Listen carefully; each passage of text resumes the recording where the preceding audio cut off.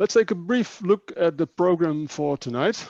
In a few moments, you will be hearing Kirsty Gogan looking at her presentation. And visitors of our previous webinar with Liberale Vrienden in September this year have already heard Kirsty. But what we did not know at the time is that Kirsty and her business partner, Eric Ingersoll, were in the final stages of drawing up a report about how hydrogen-enabled synthetic fuels can help deliver the Paris goals. And we decided that that message of this report deserved another presentation in a webinar. I think the second speaker, Matthijs Bekkers, has a message that is potentially as impactful as Kirsty's. The good thing is that their messages actually add up. My personal view is that we are going to need Matthijs' proposal as much as we are going to need Kirsty's.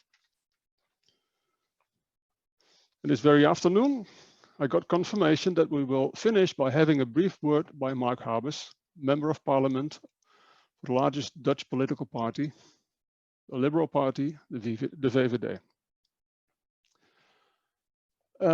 Before we continue, I would like to point out our house rules for tonight. First, I've already asked it, is to mute your microphone and to switch off your camera. If needed, the moderator can do this as well, but you will have a hard time switching it on then again. And another thing is that this webinar is being recorded and it will be published on social media channels. So if you do not consent with being recorded, I have to ask you to please leave the webinar now. Questions can be submitted through the chat box. We have a chat functionality, and this chat box will open 5 minutes before the speaker ends. And I have to ask you to limit yourself to posing one question because there are many participants present.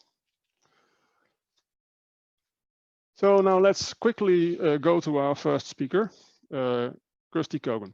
As I already mentioned, her hydrogen report was a reason to invite Kirsty once more, and an invitation that she, to our delight, promptly accepted. As an introduction, I have to tell you that the full report that Kirsty and Eric Ingersoll and quite a few other people have written up, drew up, it covers a lot of ground. So tonight, Kirsty will focus mainly on one of the earliest stages in this very important process, the question of how to build nuclear power plants quickly and cheaply.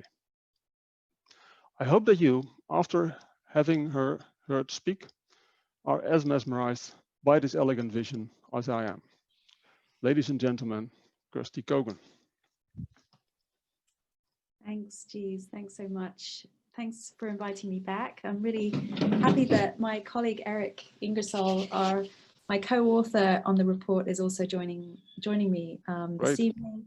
So I'm going to sort of open and set the scene a little bit, and then Eric's going to take over. And we're really excited for this event. It's wonderful to see that so many people have joined this evening. I'm very excited to hear your questions and contributions as well. So I'd also like to start by really congratulating the Netherlands for making this great decision to pursue new nuclear in light of climate change and the importance of reliable and clean and affordable energy to our well-being and quality of life. We think that nuclear energy can play an incredibly valuable role in delivering those outcomes.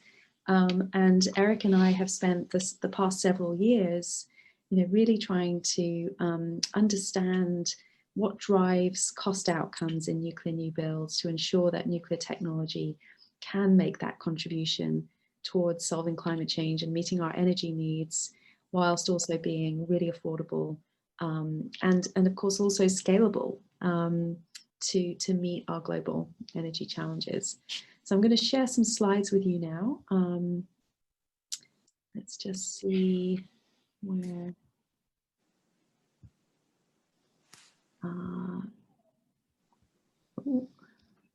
Should be the green button down there somewhere. Yeah, the green button usually works very well. It will not be able to record the contents of your screen until it's quit. Okay, I will. Oh, here we are. I think it's going to work this time. Sorry for this delay, everybody. So let me know if you can see this. Hopefully you're able to see my screen now. So as G said in his introduction, we were really delighted to be invited to the previous webinar to really sort of set out the larger vision that we describe in the Missing Link to a Livable Climate report. And that report was really designed to showcase the contribution that nuclear technology could potentially make towards solving some of our really hard to decarbonize sectors. And the innovation that was in the report was really about the delivery and the deployment models. And by that, I mean how we build or how we make those nuclear plants, and then the ways in which we deploy them. So we're going to focus in this evening on shipyard manufacturing of nuclear plants. And as you'll be hearing as we go through this, shipyards are some of the highest productivity manufacturing environments in the world. So they really do look very, very different to the traditional construction approaches that we're used to thinking about when we say the word nuclear. Because I think in Europe and in the United States, when we say the word nuclear, what we often think about is something that's expensive and slow. And you know, that's as a result of recent experience in Europe and in the United States, and at Vogel and in France and Finland and the UK with Hinkley Point C, where we've seen projects that are first in a generation projects, first of a kind plants being built in countries that really haven't had any experience for a generation in the regulators, in the supply chain, in the labor force, and the project leadership team. And so the first time that you embark upon such a large scale, complex, highly regulated construction project, it requires a really large investment in order to establish those skills and capability within the supply chain, labor force, project leadership team, and regulator.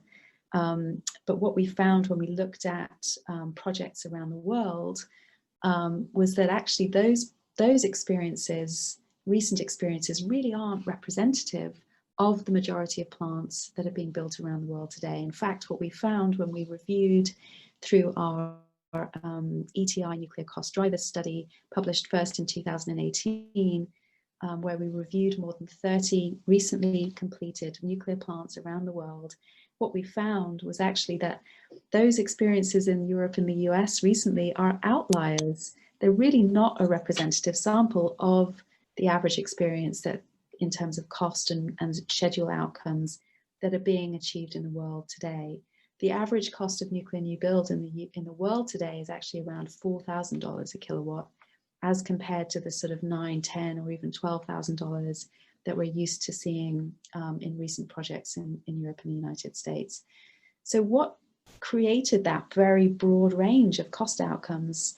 Well, the ETI nuclear cost driver study set out to answer those questions, and what we found was that actually it wasn't really to do with, you know, the country that you're building in. You know, we're testing the idea, is it because labor is cheap in China, or are corners being cut on safety or regulation in other parts of the world? And actually what we found is that it wasn't any of those things. What we found is that it really came down to experience, established capability, design standardization, and basically just getting really, really good at it. In other words, it's possible to drive out a lot of the cost associated with new build if you can be extremely efficient and very highly productive in the design and the delivery of the project.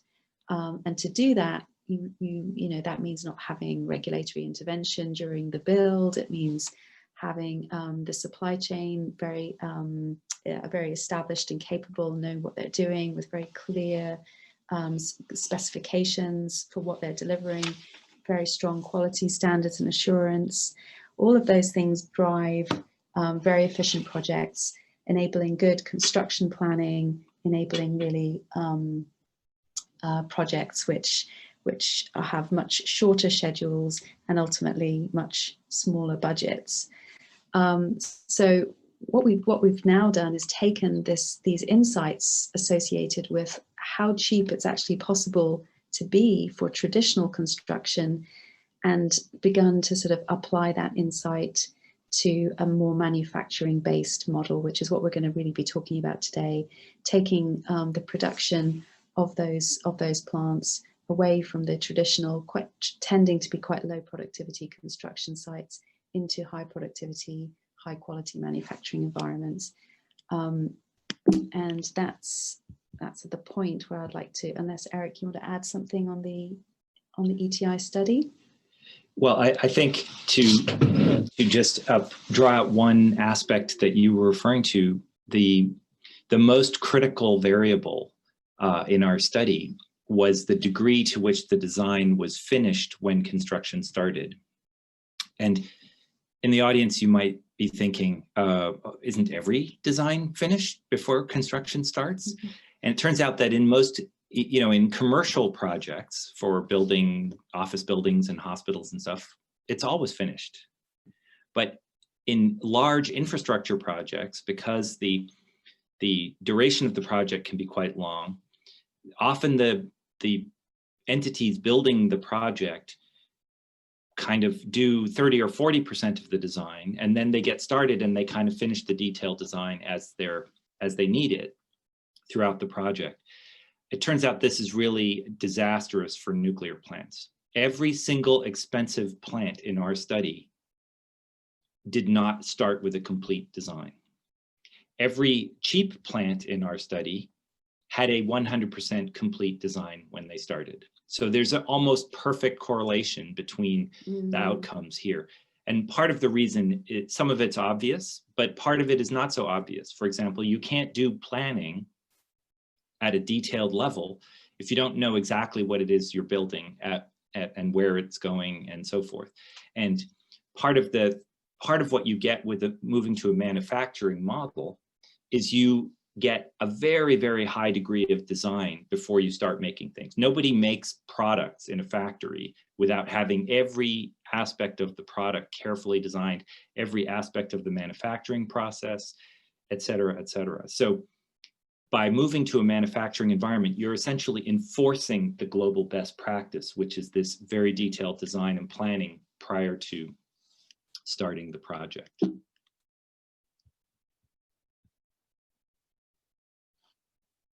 I think what's really interesting is that we have done it before in the United States and indeed in Europe. And in fact, when we evaluated the US experience, so there's 100 plants that have been built in the United States, and the group of projects that were the best experience in terms of cost and schedule outcomes, of which there are a reasonable number of them, those projects brought up to today's money were similar in terms of cost to today's global average. And part of the reason for that is exactly these factors that Eric is describing, a small number of very understandable factors related to the design having been completed, enabling much more efficient construction planning, as well as the experienced supply chain and labor force that have done it before and they know what they're doing, and therefore they're doing it efficiently and they're doing it well, and mistakes aren't being made,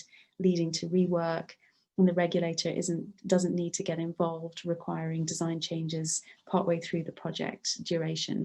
So all of those really quite simple and understandable, process issues led to very good outcomes previously in the US. As you can see in this chart here, we show the first of a kind experience, generic first of a kind experience today, and the cost reduction that was achieved in the United States and in Japan in the group of plants that had the best experience. And actually we're starting to see, even in Europe, in the UK, for example, Sizewell C, which is the new nuclear plant that's now being proposed, that will be almost an exact copy of Hinkley Point C, is expected to be considerably cheaper than Hinkley Point C was. We'd expect to see at least a 1/3 cost reduction. Hinkley cost around £92.50 per megawatt hour. Sizewell C cost estimates are around £40 to £60 per megawatt hour. Now that will depend somewhat on the financing model, but of course the financing ultimately depends on the perceived risk of the project. And so it's also important just to say that when we talk about cost reduction, we're also of course talking about risk reduction. We're talking really about much more certainty around what the budget will be and what the schedule will be. And ultimately that's critical for investor confidence. So it's this light green part of the graph here. These are what you could think of as the avoidable costs. These are the costs which you do not need to spend to build a nuclear plant. And we don't have the schedule information on here, but if you look at a good project from this period in the United States, or you look at the good projects in Japan in the sort of late 90s, early 2000s, in Japan, they were able to build the advanced boiling water reactor units in about 40 months. And they did that through incredibly detailed construction planning. We met with the group that built those reactors as part of this research project, and they planned everything, and no design drawing was considered complete until it had been through the construction planning process and been approved. Yeah. So there was no, we hear stories about Vogtle and about Flamanville, about, not being able to fit the reactor vessel through the door into the reactor containment building, or various things being designed in a way that they can't be constructed. That is not an inherent quality of nuclear. No. That is incomplete design and poor construction constructability review. Yeah. So one thing I would just say before I hand over to look at the shipyard-based model, the reason that we're really excited to be here, the reason that we're sharing these insights with you is not because we're sort of representatives of the industry and we want the industry to be successful. We want nuclear energy to be deployed to its full potential in order to make the contribution that we see is possible towards meeting our climate and energy goals.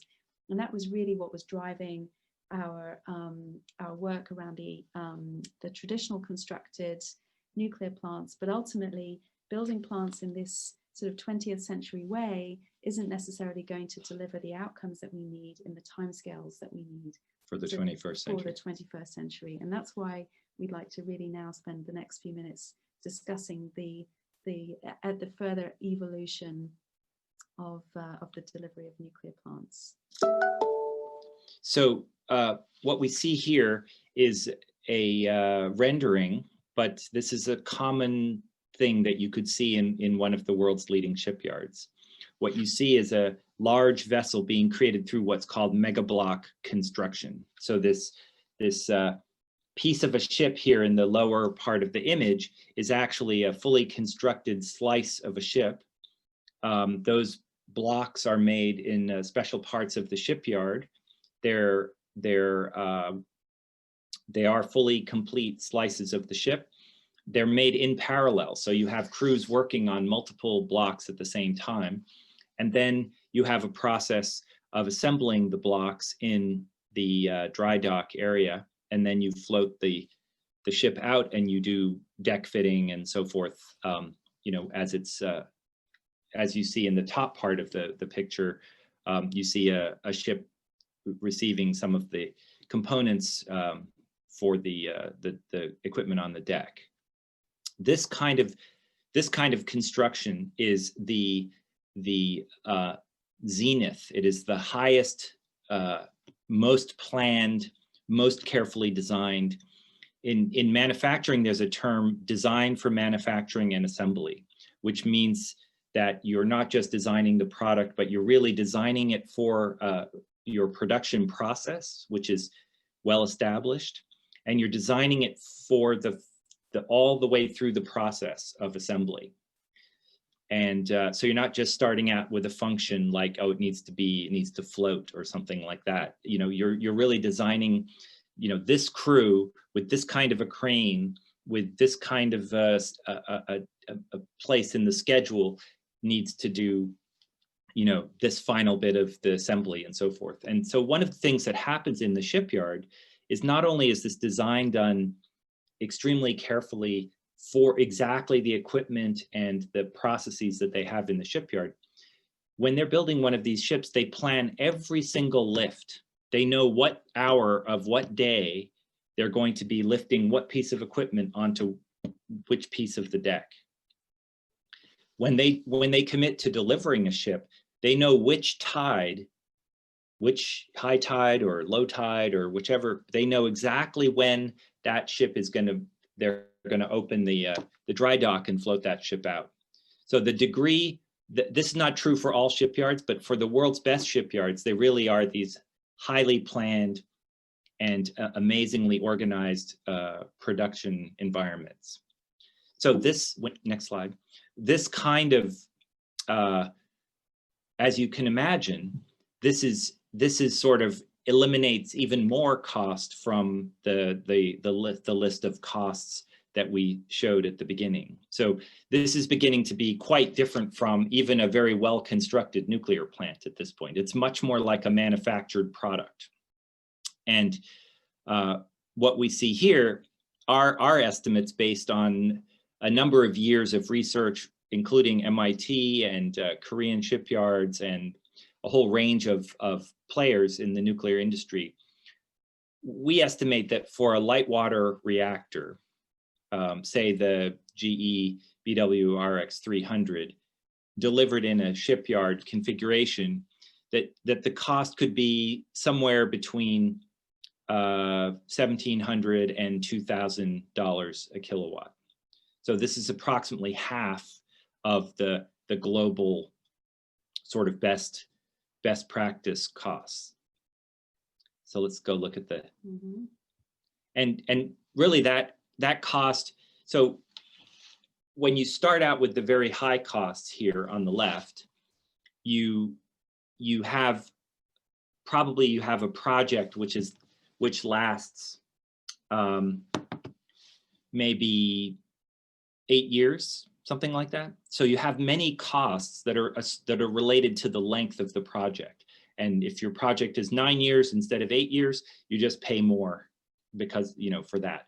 And that includes project supervision personnel, certain kinds of labor, interest during construction. So there are many, many costs. And the longer the project goes, the higher these costs get. So you get a lot of savings moving from the FOAK to the best experience just by having a project that's approximately half as long. But you also have productivity enhancements. So, if you're putting in a turbine, it's going to take a certain amount of people. If you can be more efficient at the way you organize that, you maybe need less people or fewer hours or so forth. So those are kind of task-related costs, not time-related costs. And those costs also go down if you improve the design and the productivity and the planning. In the shipyard, you take that kind of to an extreme, as I said before, and you really you're using automation in shipyards, for example, which you can't use on a construction site. You're doing automated quality weld inspection and all these other things, which are really difficult to do. And you're also making substitutions. You're substituting steel fabrication, which can be very high productivity, especially in a shipyard, especially with automation, for concrete.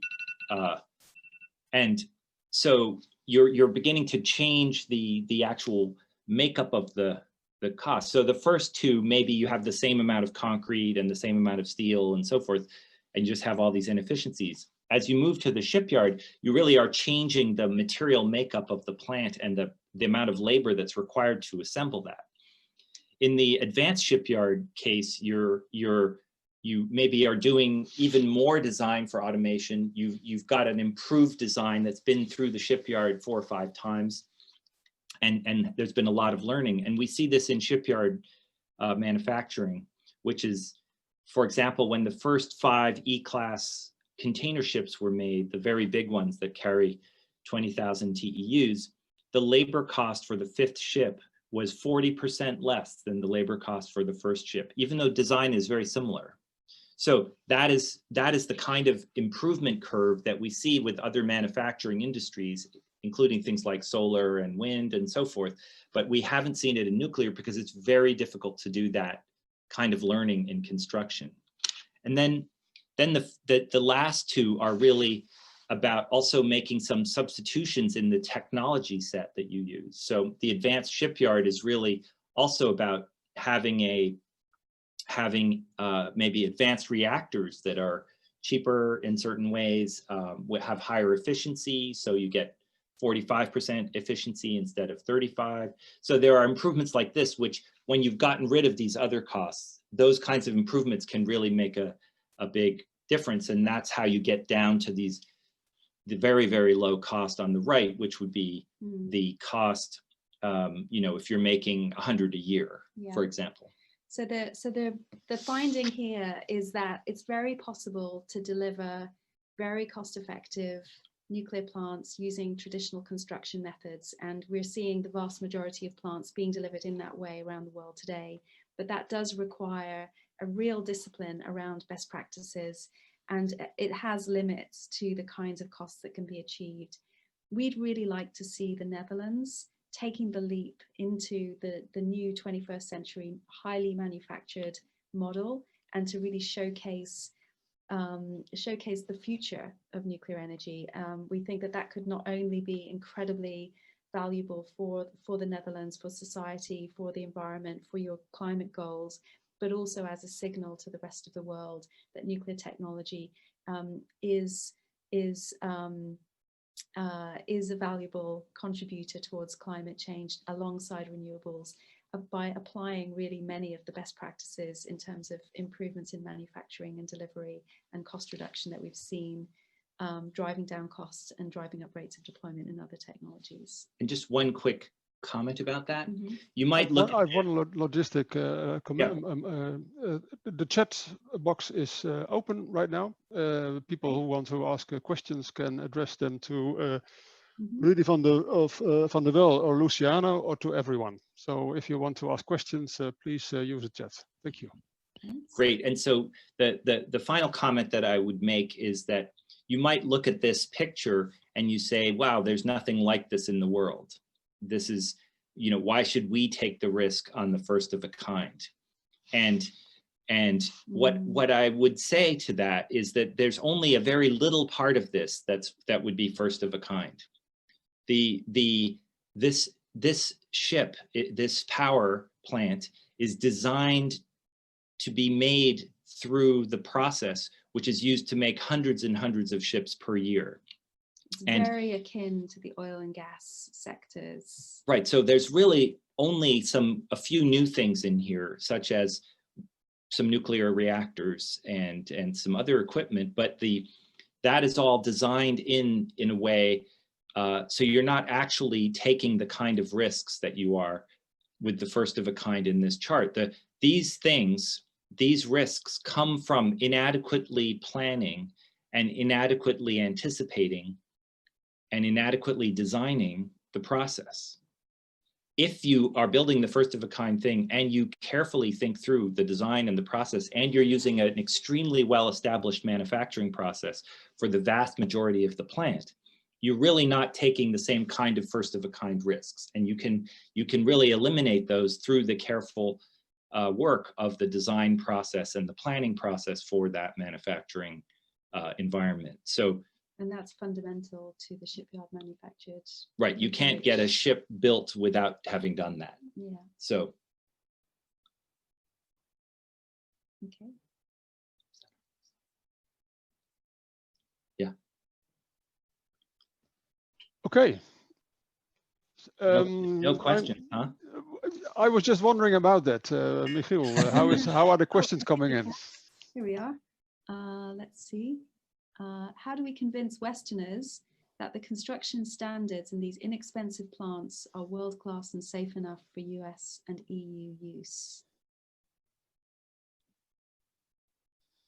I don't think that's the goal. So there's a couple of answers. Did everyone hear the question? No, maybe you can paraphrase it shortly. Plants like the ones that we're proposing, the shipyard plants. I think he means the inexpensive plants like the ones built in China. Yeah, so we're a little unclear, Mike, if you're able to hear us, whether you're talking, when you say, how do we convince Westerners that construction standards in these inexpensive plants are world-class and safe enough for EU and US use? Do you mean inexpensive plants being built today in China and Korea and so on? Or do you mean the inexpensive plants that we're proposing are built in world-class shipyards? I don't know if the questioner is able why to don't clarify. I can answer the question about the process of building plants in China and Korea. And very quickly, we've met with there's a proposal to build a Chinese plant or a series of Chinese plants in the UK.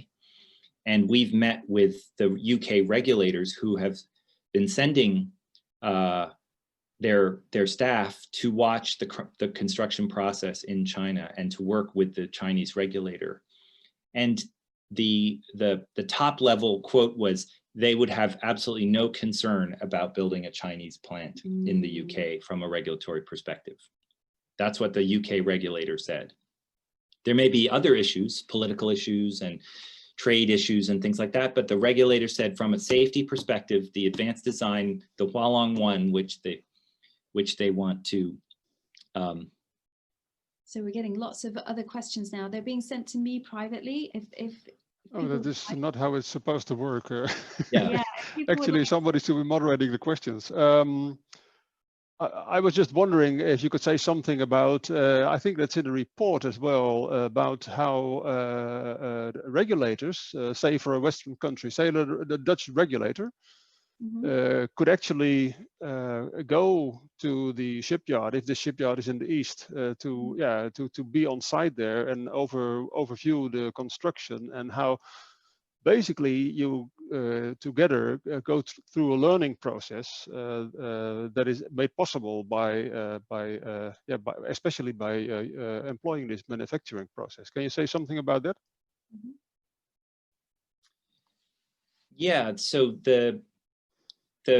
there's also several comments about how putting nuclear power in a ship is different from, not having nuclear power in a ship. And of course, there are design requirements for putting, a nuclear reactor inside a hull. But it's important to keep in mind that we're not proposing to move ships around with, nuclear fuel in them.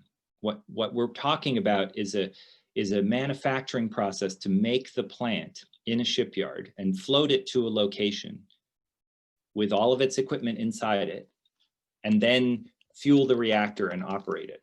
And there are, obviously additional requirements. You may have to have some aircraft impact requirements. You may have to have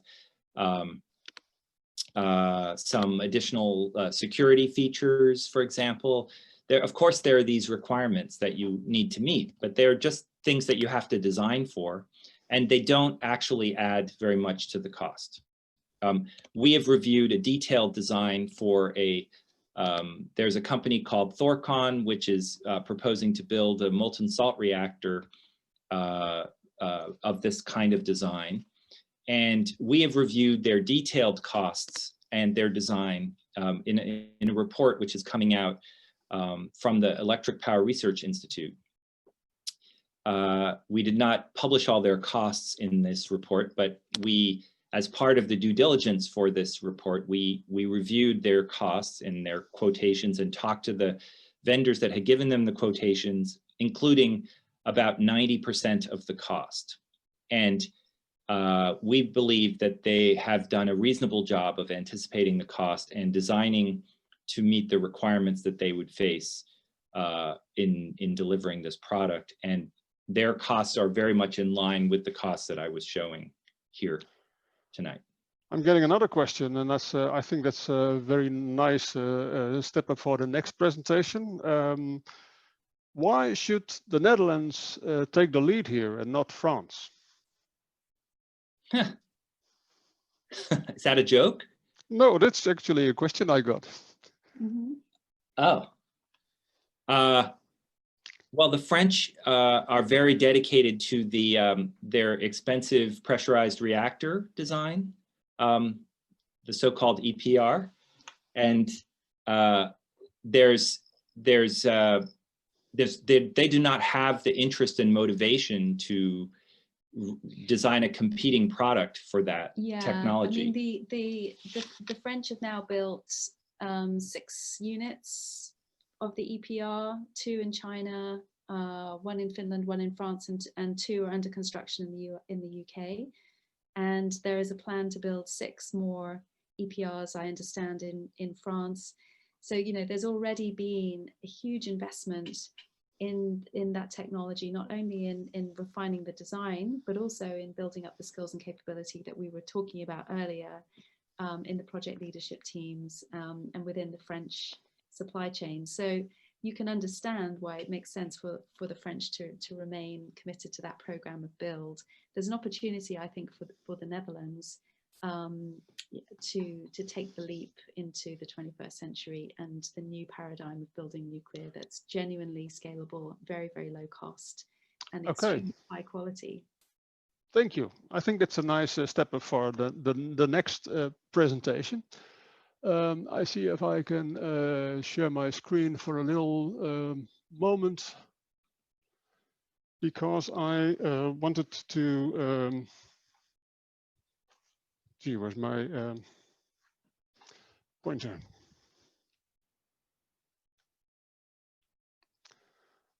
This doesn't quite work the way it should. Well, what I wanted to repeat is that people who have checked in later I want to say that this webinar is being recorded. So if you're not okay with that, I want you to leave the webinar, because it will the recordings will be published later on social media. If you're not okay with that, then you better leave the meeting. Thank you. Okay, the next speaker is Matthijs Bekkers. You may not have. Hi, Matthijs. You may not have heard of Matthijs, but if you have been anywhere near the international community that has been working very hard over the last decade to point out the immense relevance of nuclear energy for the colossal task that is ahead of us, you cannot have missed him. On YouTube, Matthijs is known as the nuclear humanist, and that is exactly what he is. Matthijs is author of 4 books and 2 documentaries about climate change and energy, with a focus on nuclear issues since 2015. I think that I myself spotted Matthijs for the first time early 2014, and we have been in touch since that time. Only this year, in 2020, Matthijs and quite a group of other people saw that the time was ripe to focus more attention on the Netherlands. And within this group, Matthijs has found a smaller task force that has engaged on a wholly new and remarkable initiative that Matthijs is going to tell you about, to prepare for the start of a brand new utility in the Netherlands that has a totally new and fresh vision on nuclear power. Ladies and gentlemen, Matthijs Bekkers. Thank you very much, guys. Let me press share. Can you see my my screen? I believe you can, so let me go ahead. First of all, thank you for that kind introduction, guys, and thank you all for being here, taking the time off your your precious evening or afternoon, depending on where you are.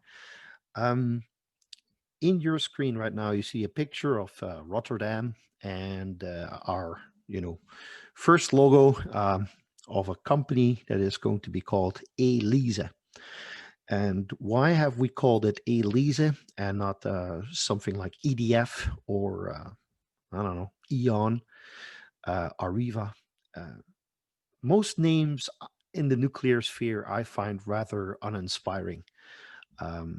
If you look at, for instance, the names of nuclear reactors, generally they are just an acronym with a number after them, giving you an idea of what kind of a reactor it is and how much power that it has. But we want to take a slightly different approach, starting with the name of our company. So let's see. Our company is named after Lise Meitner. And Lise Meitner was a wonderful, wonderful person, somebody who did absolutely stupendous things in science. She discovered, together with two other people, that uranium atoms could fission. And she's also sometimes called the mother of the nuclear bomb, but she has personally always said that she didn't want to have anything to do with the bomb. So she's an avid pacifist, and just the fact that she didn't get the recognition that she deserved during her life, at least, she did get a lot of accolades, but she didn't get the Nobel Prize. Is one of the reasons why we thought, okay, this is a woman deserving of naming a company after, and so we did. So the reason why I started this project group is comes down to the question: if not us, then who? Now, in this picture, you see my two sons. The one crawling down is 6 years old now. His name is Luke. And the one standing, looking at us is Huub. He's almost 10. And my motivation to do whatever I've done so far has always been about them, about posterity, about what kind of a world we are going to leave to our children. And having written 4 books about climate change and nuclear energy, I can confidently say that I'm rather familiar with the subjects.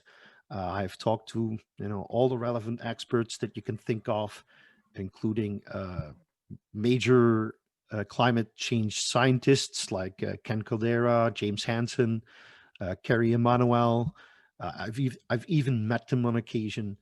So if people say, yeah, we need to do something about CO2 emissions, I can actually tell them a thing or two about CO2 emissions and why we need to stop them, not just, say what everybody else says.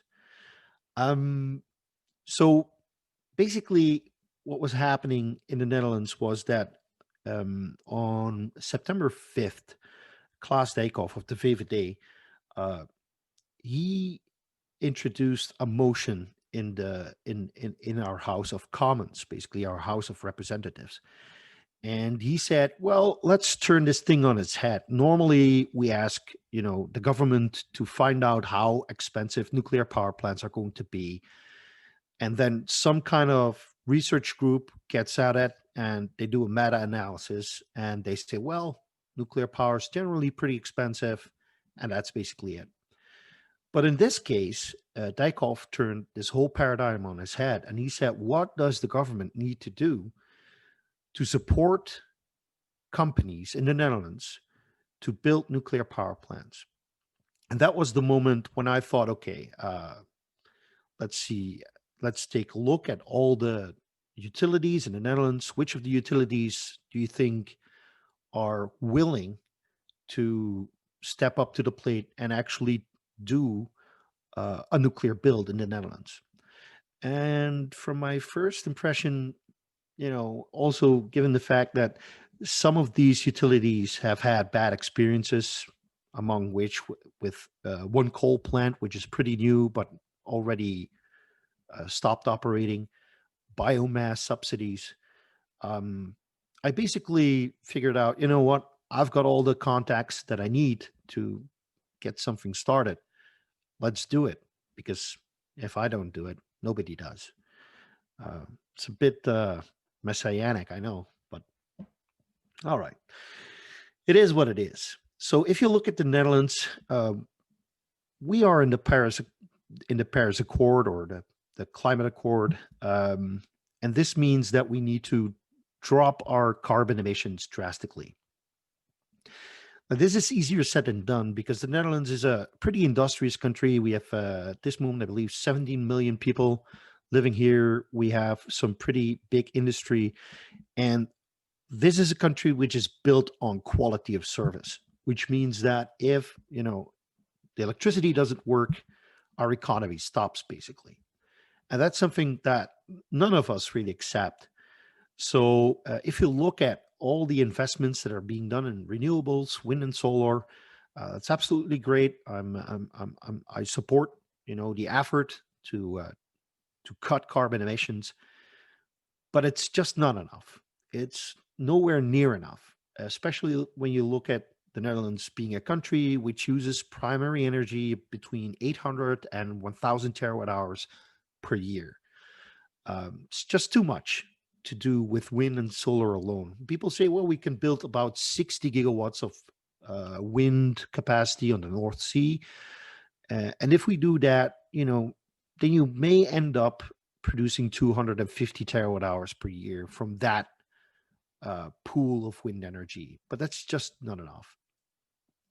So this is some more perspective. If you look at our current energy situation, only 2% of all the energy that we consume is low carbon, comes from either wind, solar, or nuclear. And that's basically it. So the rest is biomass, coal, a little bit of coal, and most of it is gas. And that's not so strange because the Netherlands used to have, or does have, vast amounts of gas under the ground in Groningen, Friesland, also in the North Sea, but also shale. We also have shale gas in North Brabant and other places. So it was pretty easy for us to say, okay, let's burn the gas. We can, pump it up, use it. It's cheap. So that's basically what our entire economy is built around, is using natural gas in large quantities. So we want to do something different. We know that we need to get off the gas. We know that we need to end the use of biomass and coal. So why nuclear reactors? What's so special about nuclear reactors? So we have looked at nuclear reactors for quite a while now. I've been looking at nuclear reactors for about 10 years. So I'm pretty familiar with some of the aspects of nuclear reactors, not in a technical sense, but more in a socioeconomic sense. And if you look at a nuclear reactor, it's basically an economic powerhouse. A couple of hundred people at least work in a nuclear power plant, have high-paying jobs. Basically, you have loads and loads of power on the size of a postage stamp. And since space in the Netherlands is a premium, or comes at a premium, it's something that we need to consider, because the alternative is building so many windmills on land that you cannot see the horizon without seeing a windmill, basically. But what you will also get is, if you are going to build grid scale solar, for instance, you're going to trade in a lot of good agricultural land to produce electricity, and not very efficiently, because the capacity factors in the Netherlands are only 10%. So to us, a nuclear power plant is basically a beautiful, relatively small box that produces loads and loads of energy. It's reliable. It can remain operational for 60 to 80 years. If you look at Borsele, in 2033, Borsele will turn 60 years. And at this moment, they are looking to extend its lifespan for at least 10 to 20 years. So it will become 80 years if we manage to do the life extension. So you've seen these kinds of graphs earlier. Kirsty and Eric have been talking to you about, the differences between first of a kind nuclear power plants, what drives cost, for instance, if you have construction delays, or you need to, for instance, stop doing what you're doing because the regulator says that you need to do something else, which happened in Olkiluoto and Hinkley Point C, that drives cost up. So what you're seeing right now is, what would these nuclear reactors cost in the Netherlands? Or better, what would the cost of electricity be in the Netherlands for the first year if we would pay the same price that has been paid in other countries? And then you see that Hinkley Point C would still cost 66 euros per megawatt hour. But the trouble is, in the Netherlands, the electricity market is very, very competitive. which means that you need to be around 40 euros per megawatt hour per unit of per megawatt hour of electricity produced. Otherwise, you won't make a profit. So the EPR in Olkiluoto would still be too expensive. Sizewell C would still be too expensive, even though it already manages to cut the cost of producing electricity by 20 to 30, maybe 40%. And then if you look at the APR 1400, which is a Korean design, it would still be too expensive for the Netherlands. That's simply because these things are too big, too expensive to build at this moment. Maybe the APR 1400 can be built for less. So the final two bars that you can see in this graph are based on a reactor design that you have heard earlier. Both Eric and Kirsty mentioned it already. It's the BWR X300, which stands for Boiling Water Reactor of the 10th iteration, and it's a 300 megawatt reactor. Not a really sexy name, actually, but you know, it's its name. I'm not going to change it. Can't change it. We believe that with the correct conditions in the Netherlands, we can start producing electricity at 36 euros per megawatt hour. Now that means that you would be making a profit of about 2 to 3 euros per megawatt hour, which is not a lot, but it's sizable. You can do a lot of stuff with the money. And here's one of the things that really deserves to be highlighted is that the market is very skewed at this moment. If you look at, for instance, wind in the Netherlands, wind is either heavily subsidized or it's no longer subsidized, but the grid attachment costs have been externalized. So normally when you build your windmill, your wind turbine on sea, you will have to attach it to the land somehow. Running a thick cable through the ocean or sea, we don't have an ocean, and then attach it to a transformer somewhere and then attach it to the grid, basically. Now, those costs at this moment are 19 euros per megawatt hour, and that's for 3.7 gigawatts of capacity.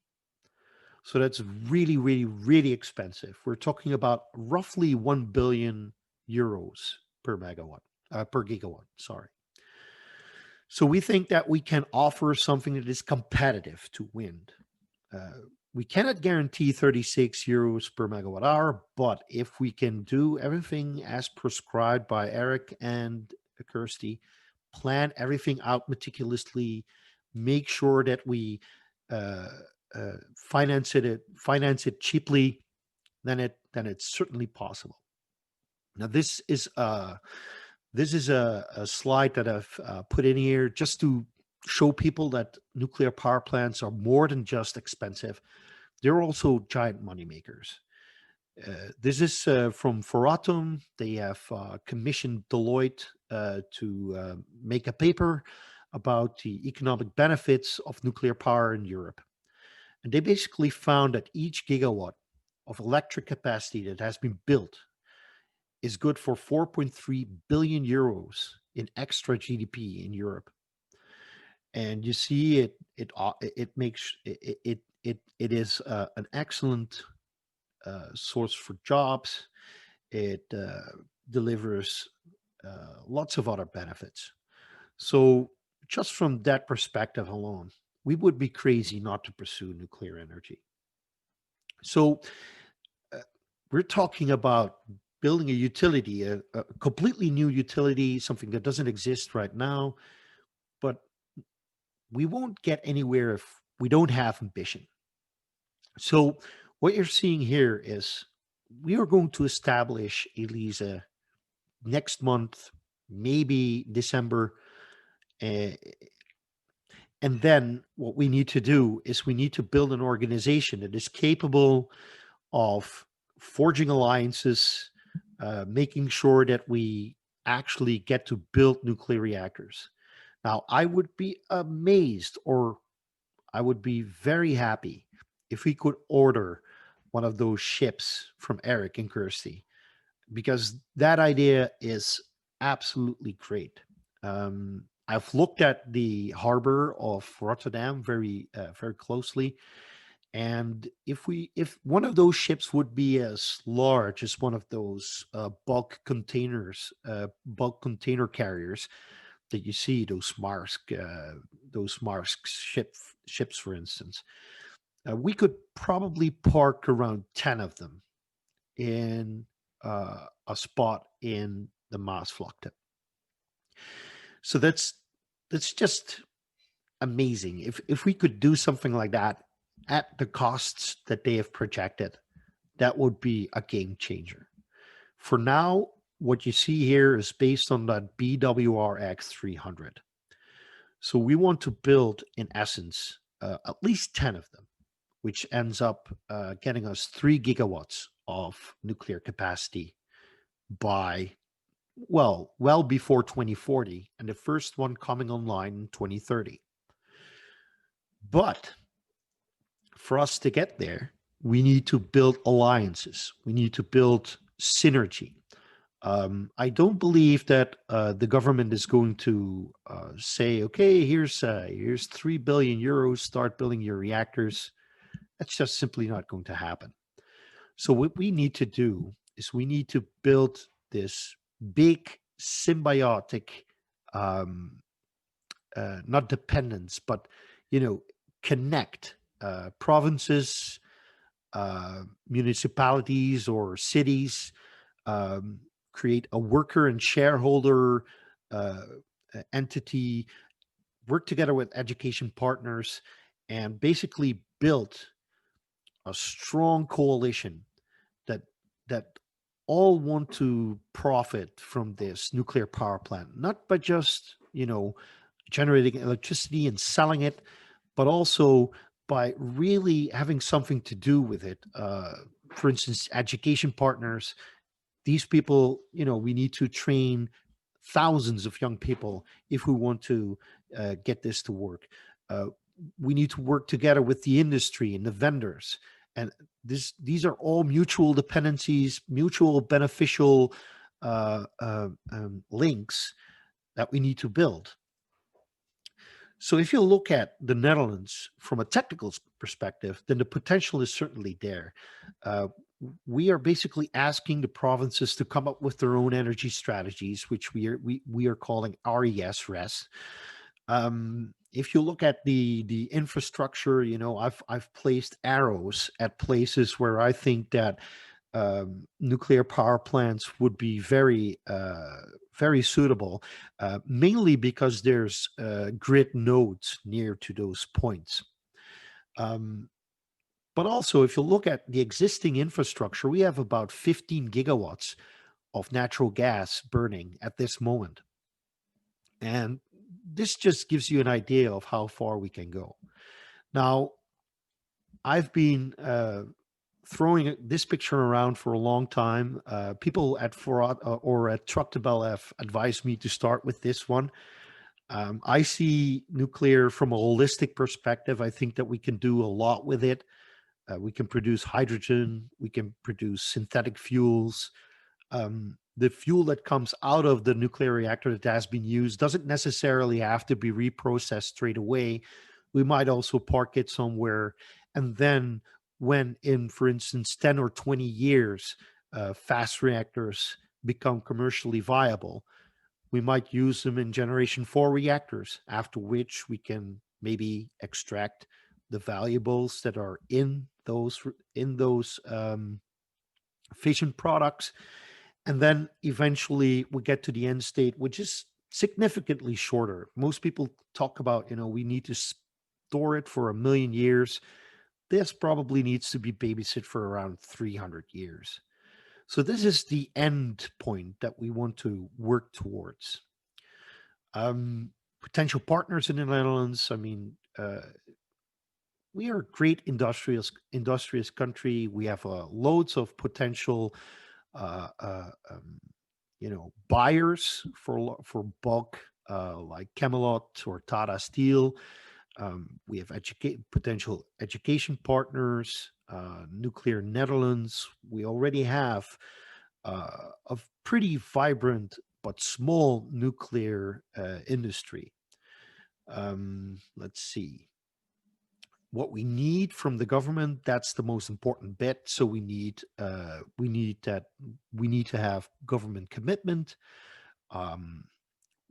We need to have tenders to actually, bid on places that we can build nuclear power plants on. We need sub 3% interest state loans and loan guarantees. And most important of all, we need expedited licensing process by decision in principle, which means that we need to work together with the Ministry of Economic Affairs and the regulator in order to ensure that we can effectively deploy nuclear reactors. Now, once we are actually going to start up this company, so we are starting as a foundation, and then after we've put in the legwork, we are going to build the actual company. The synergy, that's the most important bit. Working together with provinces, working together with cities, working together with the government, getting involvement from the nuclear industry. It's going to be super important. So at this moment, I've got a little teeny working group of about 10 people, and some of these people will be incorporated into the foundation later on, but we are still looking for loads and loads of people who can help us. So I hope that you have an idea of what we're working on. This is a little joke, or not a joke. I mean it when I say thank you, Borsela. This is our only pressurized water reactor in the Netherlands, about 500 megawatts of capacity, and it's a champ.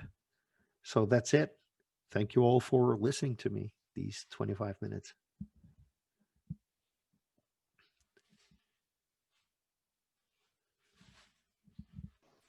Yes, thank you, Ties, for this presentation. It's very interesting. I'm checking if there are questions right now.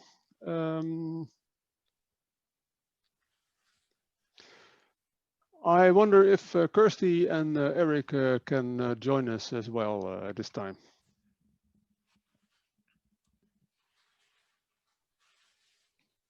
Yep. Hi there. Come back. Because I have some a backlog on questions that have been posed actually to you. Some people are asking questions about 3D printing. Could that further put down the cost?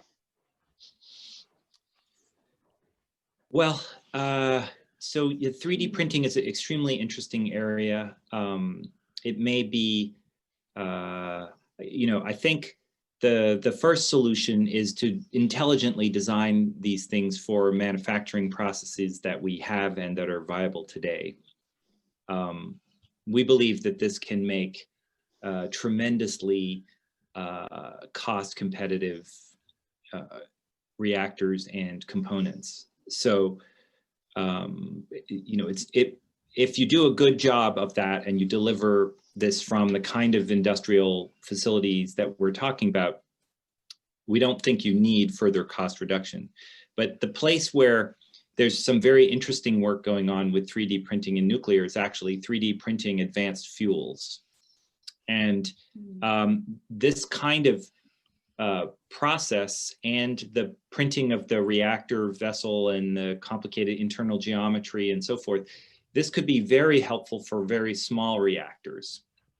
So usually when you for a small reactor, you have kind of as many things as you do in a big reactor, but you just have the smaller versions. So you don't get a lot of savings unless you are careful about the design by going smaller. But if you could make kind of structures with built-in features and so forth in one kind of printing activity, especially if you can do multi-material printing, you may be able to reverse that trend. But I think this would only be relevant in the kind of sub 50 megawatt scale reactors. Okay. I think I have a question for Ties right now. Somebody states, I don't quite understand how LCOE, the levelized cost of electricity of wind, could be higher than that of nuclear. I don't know, I can't remember you having said that, but I see you smiling. I think you know what to answer here. No, I didn't say that the LCOE of wind was higher, but the externalized costs for wind are very high. They're 19 euros per megawatt hour just to attach the windmills to the shore. So the problem is that the LCOE for wind is like 30 or 40 euros per megawatt hours in the Netherlands, which is pretty low. But the point is, they only make money when there's optimum wind speeds, when we actually can take in all the wind that is being produced. But in times when they overproduce, what you see is the market response, like any market response when there's overproduction, that you get marginal to negative electricity costs. And that's the moment when wind starts cannibalizing on itself. And we need to figure out how to deal with it, because it wrecks the entire electricity market, especially for the firm generators, which have fixed costs, need to make a bottom line, and that's simply not good for the market. So yes, the LCOE for wind is generally lower than nuclear, but I do believe that nuclear can compete. Right. About this cannibalization effect, I'm quite sure there will be questions about that as well. Earlier this year, we had some negative pricing effects because of certain conditions. Can you and the obvious answer, at least a lot of people state this at that point, is well, we need more storage. What can you say about that? Well, the amount of storage that is needed is just enormous. So what we are trying to do in the Netherlands, when you look at the plans that came out of the climate tables, is we want to store not electricity, but basically turn the electricity that we are overproducing into gas, mostly hydrogen. That's a good idea. However, the capacity factor of these electrolyzers that you're using, they need to be high in order to be cost effective. So basically what you're getting is a balancing game. What are you going to do? Are you going to run the electrolyzers at an efficient capacity factor to make money out of those electrolyzers, or are you going to give the people who need electricity for their car and for their household the electricity that they need? So it's going to be a very tricky balancing game, which is probably not going to be solved by batteries. It's probably going to be solved by some kind of power to gas solution, I think, or maybe a power to heat solution where we store electricity in the form of heat. It's going to be a requirement regardless of what we are going to do, because we are already planning well in excess of 10 gigawatts of wind in the Netherlands. So we have to cope with the intermittency that comes with it. It's unstoppable. So we have to figure out how to solve that problem, but it's not going to, make us believe that we don't need nuclear. Right. I have a question here that I think you're going to love. Is there enough uranium? Oh, I want to give Kirsty that one if she wants to. Yeah, it's fine. Yeah. What do you say about that? I say plenty. Yeah, there's plenty of uranium. There's no shortage of uranium. Ideally, of course, what we'd be doing is recycling the fuel, recycling the spent fuel. If we were to use the existing stockpiles of spent fuel that are in the UK that we currently think of as a waste issue, just the in next generation reactors, we would be able to power the entire UK's energy consumption across not just the electricity sector, but heat and transport and industry for the next 500 years. very comfortably. So not only do we have enough uranium, actually we ought to really be looking at recycling spent fuel as well, which we will be able to do in, you know, reactors that are now coming to commercialization. Most recently, we heard that the Natrium design, which is being led by Bill Gates's company TerraPower, together with GE, Hitachi, is a sodium fast-cooled reactor that will be able to use spent fuel in its design, making it arguably a renewable source of energy. I would like to add, for those who had been paying attention, when you looked at my Nuclear 2.0 picture, it's an integral part of it, recycling the used fuel. Because why would we throw away 95, you know, we only use like 4% of the fuel if we are very efficient. I mean, it's sometimes it's even less than that. It's like 2 or 3% or something like that. So why would you throw away all that energy that you've put so much energy into just getting it? We need to park it somewhere until we can use it in like a Natrium reactor or something else. There's also another interesting fact, which is that there's been research at Idaho National Lab and also at labs in Japan looking at uranium harvesting from the ocean. And it turns out that there's a renewable resource there as well, because the equilibrium amount of uranium in the ocean is actually relatively constant. So if you were harvesting it using some of these techniques that people are working on, which are very passive, sort of almost like absorption of the uranium from the ocean water, when you change the amount of uranium in the ocean water slightly, more of it kind of dissolves out of the rocks that are in the ocean. And so actually, even if that didn't happen, we would have about 100,000 years worth of uranium that we could, for you know, very large percentage of our energy needs. And then if you count this kind of renewable factor, the replenishment of the uranium in the ocean, we would probably be able to do this forever, basically. Okay, I have another question. I think that's for both teams as well. It's relevant for everybody. Is the cost for the storage of waste, is that included in the calculations? Yes. it's in the fixed O&M, I believe, fixed operations and maintenance costs of a nuclear reactor. So it's an integral part. Now, each country basically has its own ways of doing it.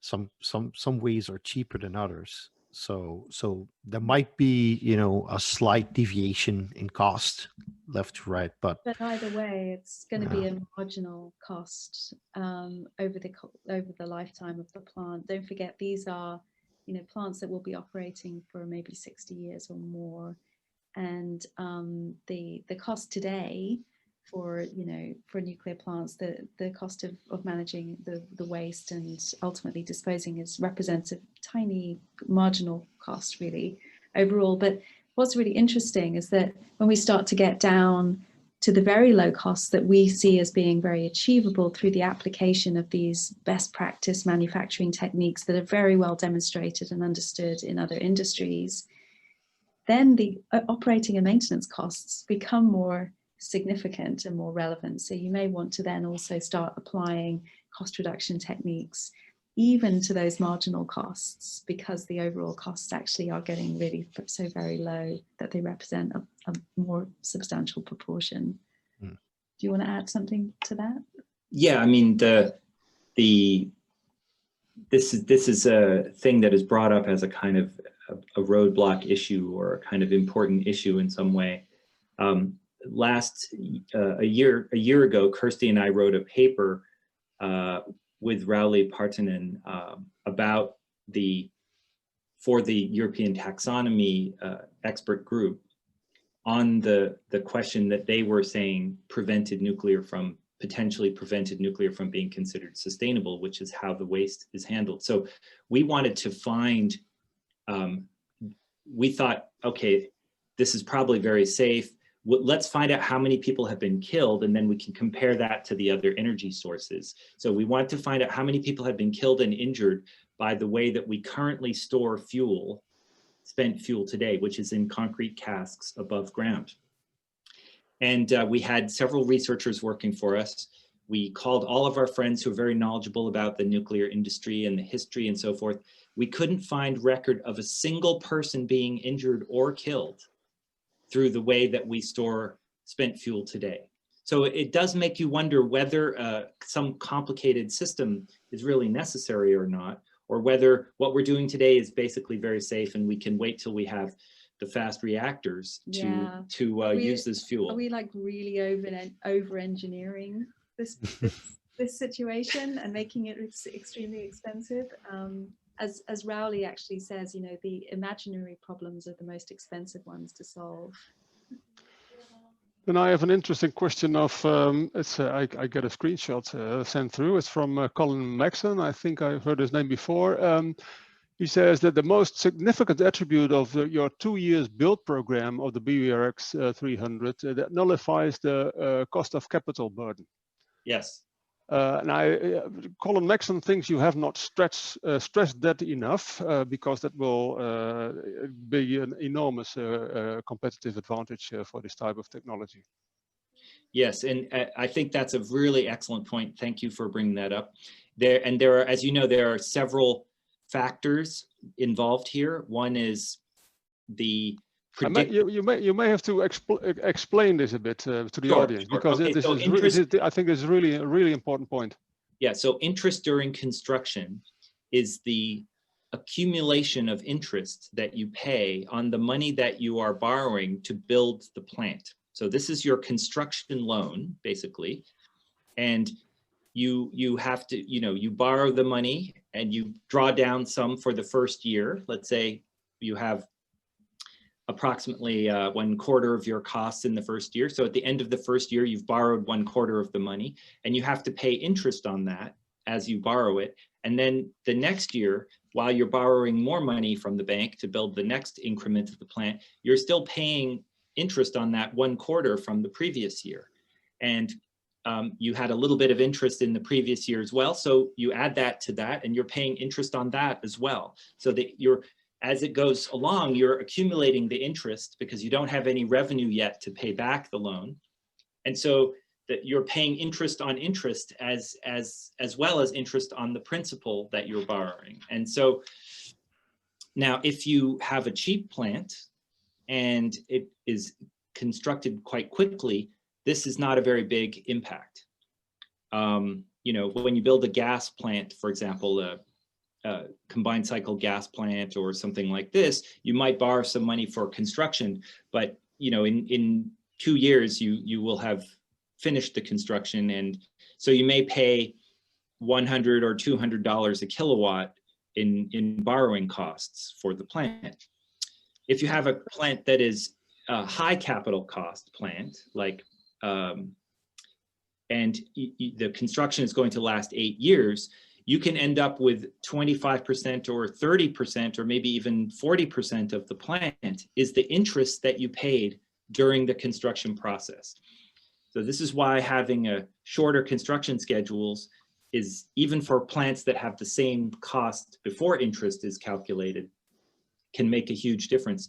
But the other factors that drive this cost are also how much interest you're paying. What is the interest rate? And how much kind of risk are the lenders worrying about? Are they worried about you're saying it might take 6 years or 8 years, but it could easily take 10 or 12 years. These kinds of factors all affect how much you will pay to borrow the money. And these can be ruinous if you have to borrow the money for a long period of time. So the difference between, say, 5% for 3 years and 9% for 8 years is maybe doubling the cost of the plant. And so this is one of the critical features that has to be fixed for any kind of way of delivering nuclear in the Netherlands. You have to solve this problem And it's a combination of the real risk that the bankers see and the duration and the amount of money that you Okay. and the amount of money that you're borrowing. To put this shortly, to build these type of facilities in 2 years is basically a game changer. Absolutely a game changer. The other side of it is, and I'm getting quite a few questions about that, is what about the lifespan? I mean, the lifespan of a regular ship is about, say, 30 years, something like that. One second. Yes. Okay. Because I want to I can stop it. Yeah. So basically, the old way of financing nuclear power plants is either, you go for part equity, somebody gives a chunk of money in the hope that he gets his return on his investment back, or you go to a bank and they say, okay, well, this is a very high risk proposition that you're giving us, so we're going to finance your project, but we want 8 or 9 or 10% interest. And that's basically killing. That's what happened to Hinkley Point C. They didn't get much equity. They needed, a lot of financing. So, and the longer this project kept going, as Eric just showed you, means that you basically put interest upon interest upon interest upon interest upon interest, and that just becomes a huge chunk of money. So the cost of financing a nuclear power plant alone is ridiculous. And that's one of the things that we want to address. So we want to build an alliance between provinces, cities or city councils, big business, the industrial businesses, and basically build a more equitable company that will not just send the money back to shareholders, but actually gives an incentive to the government to give a loan that's less than 3%. Because if you don't get a loan for less than 3%, or if you cannot build as fast as Eric and Kirsty are proposing, then your project is basically dead, especially in the Netherlands, where the market is extremely competitive. Okay. Yeah, there was the question was remaining for what is the lifespan of these vessels? These ships? So this is a question that is has two types of answers. So the first type of answer is, what lifespan do you need, right? And you can design for this kind of lifespan. The second kind of answer is really about what is the economic value of the lifespan, and what calculations do you want to make about the value of that. So actually, although we're happy that the reactors that exist are designed for long lifespans, like 60 years, if I come to you and say, I have a reactor that is, say, $2,000 a kilowatt and lasts 40 years, or $3,000 a kilowatt and lasts 60 years, you will not be able to prove that it's a better deal to buy the 60-year reactor, because the value of the remaining value, those 20 years, which are 40 years in the future, using any discount rate at all, is zero. So it is actually a bad deal to design a long lifetime reactor that's much more expensive in the beginning, because what it does is it means that the cost of energy from that reactor for the first 20 years or 30 years when you're paying off the money is higher. And that makes it more difficult to compete in the market and more unlikely to be built and all of those things. So actually, the strategy of the combined cycle plant manufacturers is to make a plant that is about 25 years lifetime. And if you want to refurbish it after 20 years, you can spend, $300 a kilowatt or something and then make it another 20 years maybe. But you end up with a plant that has a very low capital cost and is very, very popular among customers. In fact, this is among the most popular kinds of power plants. And so we really need to pay attention to what the customers need and what the market needs and what's cost effective. This idea that they should last 60 years or whatever, it's not coming from the market. It's not a customer requirement. It's something that, nuclear engineers, bless them, decided was a good idea, and have, kind of promulgated this through the various standards bodies and all of that. But it really, it's so hard to determine what the market will be like in 40 years.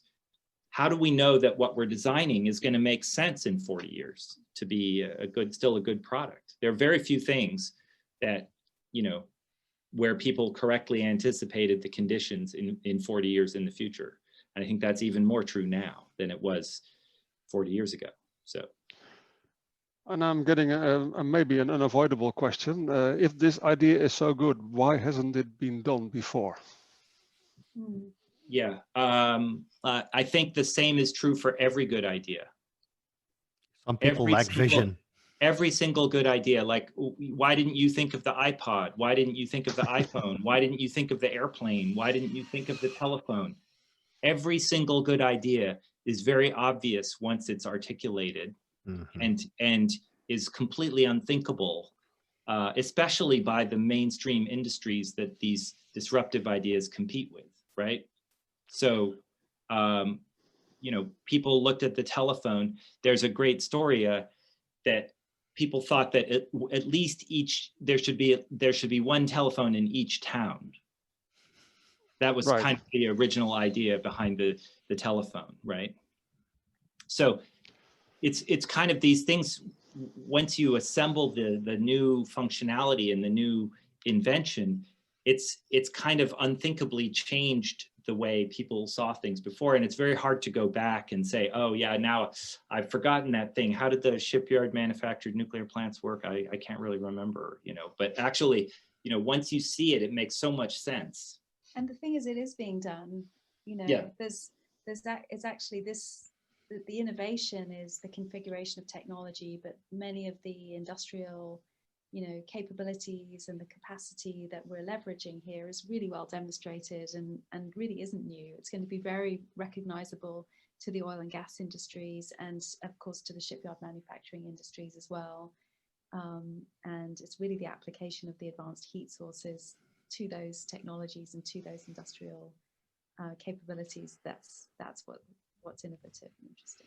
Okay, I have one. Here's one thing. Here's one question. thing. Yeah, we have to. It's a little anecdote. It's just a minute.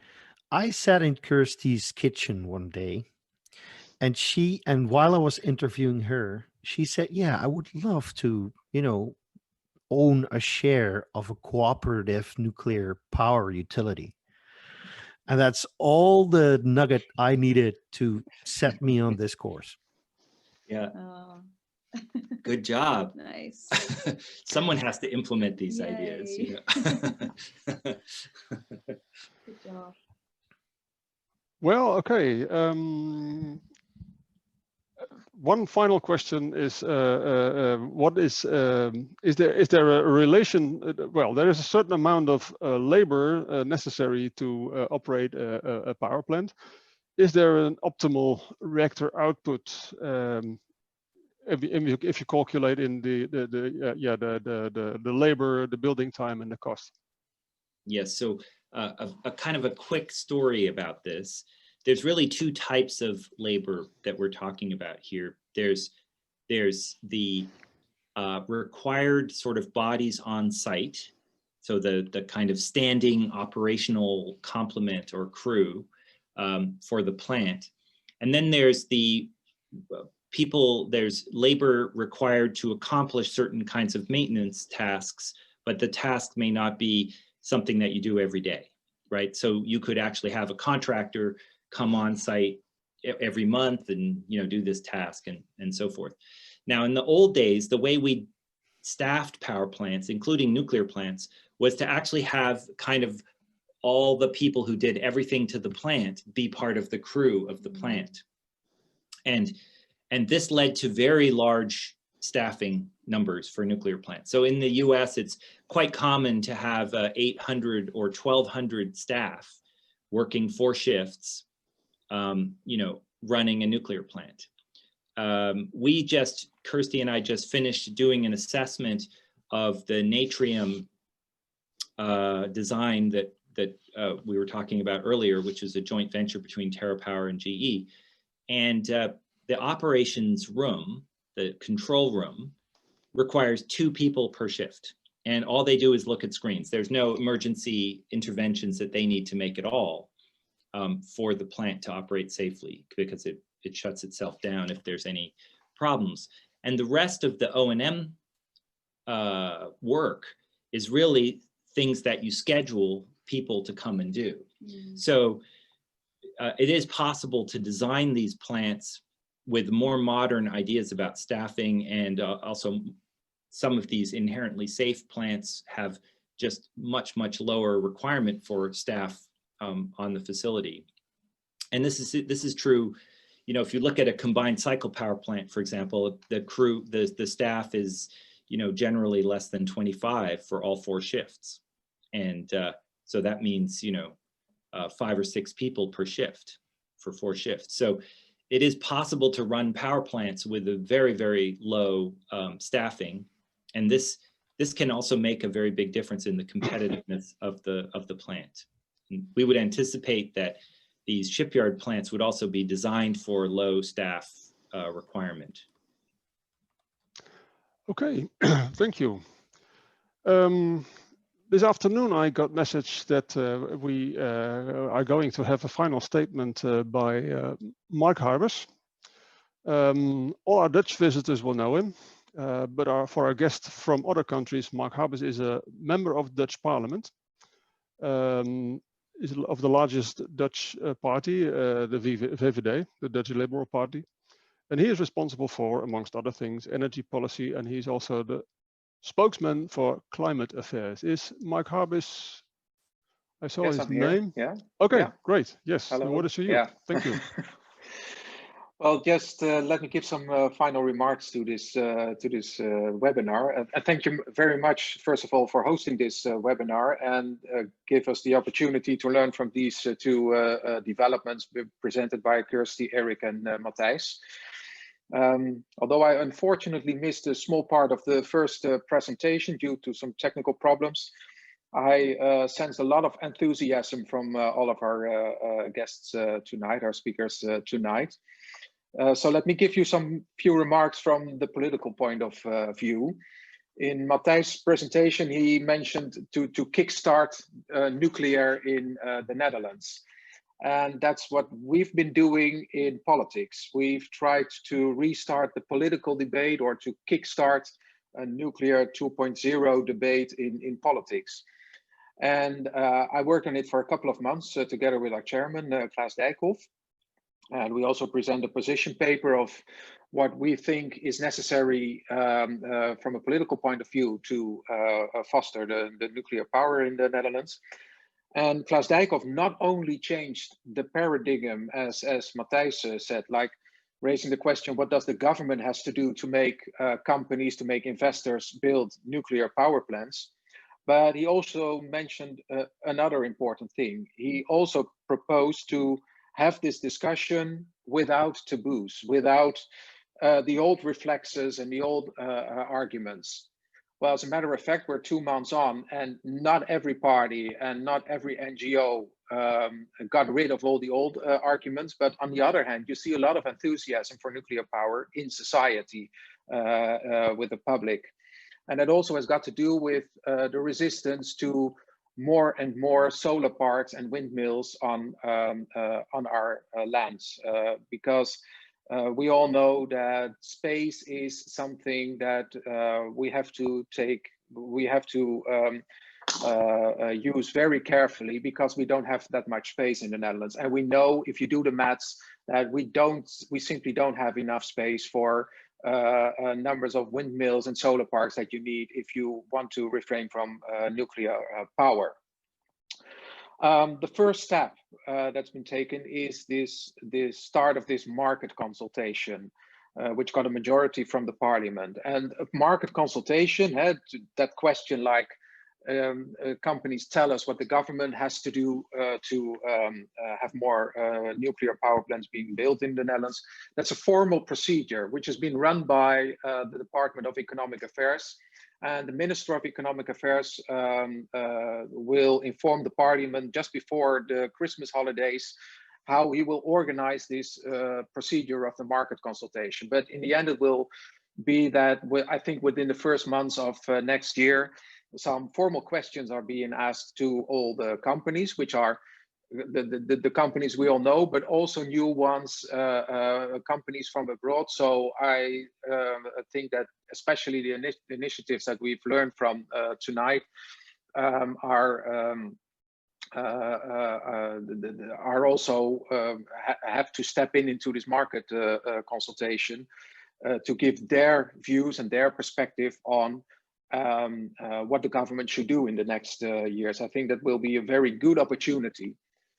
The next step is that in the political debate, we also try to challenge some principles which are not very logical to in our view. For instance, like, why do we only have subsidies for wind energy, for solar power, for other kind of renewables, and not for the development of nuclear energy, given the fact that space comes at a price in the Netherlands. So perhaps we are willing to pay a price for the production of power that doesn't take that much land space. But in order to answer that question in the next couple of years, we need this information from market parties, from the companies. And why did we raise this question, started this debate, especially in this year? Because you would think, okay, we also have COVID-19, we have some other issues to deal with, but it's necessary to start this debate right now because the next cabinet will have to make some very important decisions on our way to carbon neutral energy production in 2050. Our current climate agreement contains all the measures we have to do until 2030. But there's a huge effort we still have to do in the Netherlands to come to a carbon neutral society in 2050, between 2030 and 2050. And this roadmap of what has to be done after 2030, given the time you need to plan for new power plants, to license them, to build them, which usually takes at least 10 years, means that the next cabinet will have to make all the decisions about the next step in the roadmap between 2030 and the 2040, 2050s. So therefore, no matter what people in favor of nuclear power or against it will think, at least in the next cabinet, we will have these discussions. And that's why we started this debate right now. It also means perhaps a little disappointment for all the politicians in the audience tonight, because I know there's a lot of enthusiasm in the country to get rid of some other renewable energy sources before 2030 within the plans that all these RES regions have to make in the next couple of years. And let's be honest, the development of nuclear power will be too late, because next year we have to make all the decisions about what we are going to do for the development of renewable energy between now and 2030. But let's get this momentum for the debate on how we will have our energy produced after 2030, because I'm convinced that after next year's decisions on the further development of windmills and solar parks in the Netherlands, there won't be any support left for another package of these renewable energy sources after 2030. And we simply don't have the luxury to avoid any carbon neutral source of power, especially not nuclear power. So I think this year will mark the start of a new intensified debate on nuclear power, which eventually has to lead in the next cabinet period to some positive decisions on the further building of nuclear powers, whether it will be the power plants, whether it will be from the types we already know, or these fabulous new developments that we've learned about tonight and also in the former meetings of this group of liberal friends. So I look forward to it, and especially I look forward to the outcome of this market consultation. And I know that there's a lot of interest from companies, domestic companies and companies abroad. And I hope they will all give their answers very, very accurate, very precise, in order for us as politicians to come to the right decisions next year. Thank you very much. Thank you, Mark Harbers, for this very encouraging statements. Ladies and gentlemen, we are now moving towards the end of this webinar. See if I can share my screen for the last time.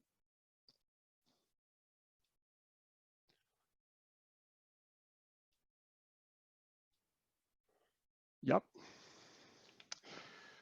I would like to thank all the speakers for sharing their insight with us. Kirsty Gogan, Eric Ingersoll, Matthijs Bekkers, Mark Harbers. It was wonderful that you were presenting in this webinar. And I hope to the audience, I hope you enjoyed this as much as I did. I also want to thank Mark Berg, Luciano Duran Morales, Rudy van der Wel, for their energetic and inspiring support in preparing this webinar. And last but not least, Michiel Hoogmoed, who has been at the controls tonight. A big thank you, Michiel. And finally, I would like to point out that in the energy transition, you can make a difference by supporting us. The Thorium MSR Foundation is a charity aimed at educating people about thorium energy and nuclear energy in general. Help us educate people about humanity's need for clean energy and the science of creating it. Ladies and gentlemen, thanks again for your attention, and I hope to see you on a future occasion.